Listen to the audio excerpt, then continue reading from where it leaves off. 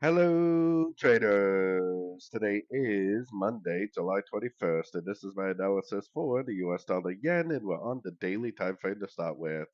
So on the daily, I've been saying that this possibly is the end of an ABC right here. Like this is the A, this is the B, and we're in a C.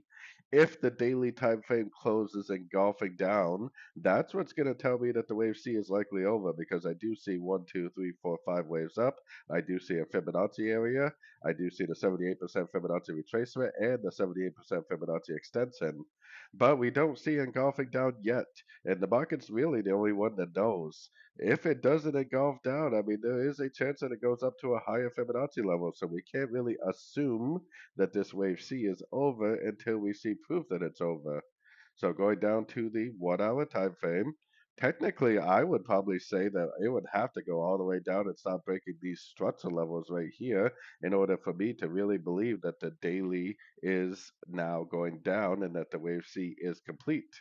We do have to keep in mind that anything we see to the downside right here could be possibly a pullback to the uptrend because the daily is definitely still up. I'm kind of hoping that it goes down. I'm hoping that the daily gives us an engulfing move to the downside, proving that this wave C is complete. But so far, we do not have any proof of that being true yet. So anyways, don't forget to check out my free Discord channel, link down here in the corner. Take a look at my website, fxpipcollector.com. And as always, thank you for watching and happy trading.